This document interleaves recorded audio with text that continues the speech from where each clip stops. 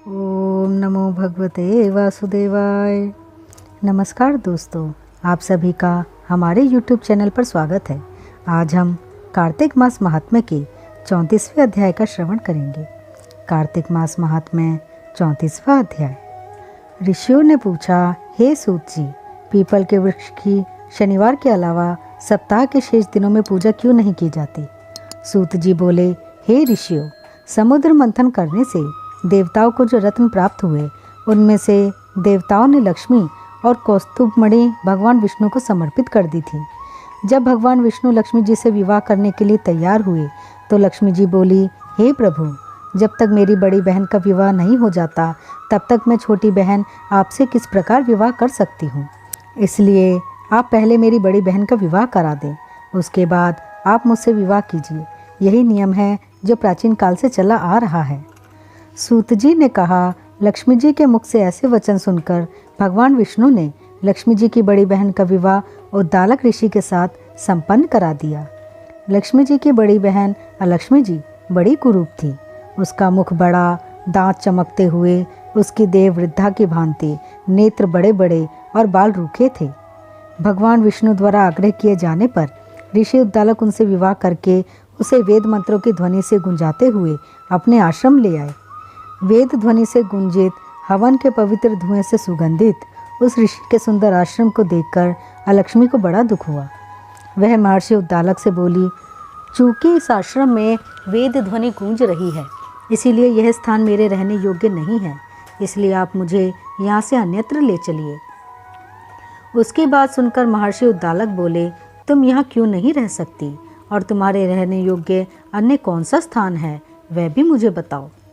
अलक्ष्मी बोली, जिस स्थान पर वेद की ध्वनि होती हो, अतिथियों का आदर सत्कार किया जाता हो, यज्ञ आदि होते हों, ऐसे स्थान पर मैं नहीं रह सकती। जिस स्थान पर पति पत्नी आपस में प्रेम से रहते हो, पितरों के निमित्त यज्ञ होते हों, देवताओं की पूजा होती हो, उस स्थान पर भी मैं नहीं रह सकती।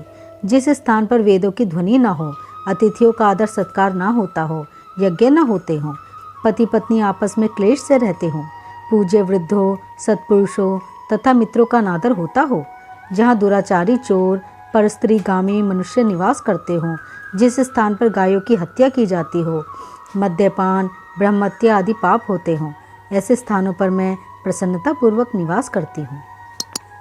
सूत जी बोले, अलक्ष्मी के मुख से इस प्रकार के वचन सुनकर उद्दालक का मन खिन्न हो गया।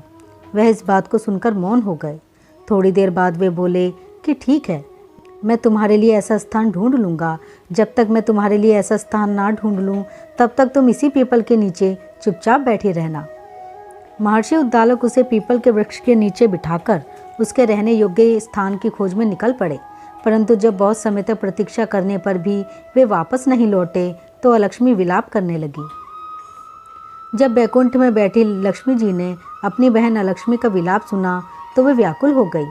वे दुखी होकर भगवान विष्णु से बोली, हे प्रभु, मेरी बड़ी बहन पति द्वारा त्यागे जाने पर अत्यंत दुखी है। यदि मैं आपकी प्रिय पत्नी हूँ तो आप उससे आश्वासन देने के लिए उसके पास चलिए। लक्ष्मी जी की प्रार्थना पर भगवान विष्णु लक्ष्मी जी सहित उस पीपल के वृक्ष के पास गए जहाँ लक्ष्मी बैठकर विलाप कर रही थी। उसको आश्वासन देते हुए भगवान विष्णु बोले, हे अलक्ष्मी, तुम इसी पीपल के वृक्ष की जड़ में सदैव के लिए निवास करो, क्योंकि इसकी उत्पत्ति मेरे ही अंश से हुई है और इसमें सदैव मेरा ही निवास रहता है। प्रत्येक वर्ष गृहस्थ लोग तुम्हारी पूजा करेंगे और उन्हीं के घर में तुम्हारी छोटी बहन का वास होगा। स्त्रियों को तुम्हारी पूजा विभिन्न उपहारों से करनी चाहिए। मनुष्यों को पुष्प, धूप, दीप, गंध आदि से तुम्हारी पूजा करनी चाहिए, तभी तुम्हारी छोटी बहन लक्ष्मी उन पर प्रसन्न होगी। सूत जी बोले, ऋषियों, मैंने आपको भगवान श्री कृष्ण, सत्यभामा तथा पृथु नारद का संवाद सुना दिया है, जिसे सुनने से ही मनुष्य के समस्त पापों का नाश हो जाता है और अंत में वैकुंठ को प्राप्त करता है। यदि अब भी आप लोग कुछ पूछना चाहते हैं तो अवश्य पूछिए, मैं उसे अवश्य कहूँगा। सूत जी के वचन सुनकर शौनक आदि ऋषि थोड़ी देर तक प्रसन्नचित्त वहीं बैठे रहे। तत्पश्चात वे लोग बद्री नारायण जी के दर्शन हेतु चल दिए। जो मनुष्य इस कथा को सुनता या सुनाता है, उसे इस संसार में समस्त सुख प्राप्त होते हैं। कार्तिक मास महात्म्य 34वां अध्याय यहीं समाप्त होता है। ओम नमो भगवते वासुदेवाय।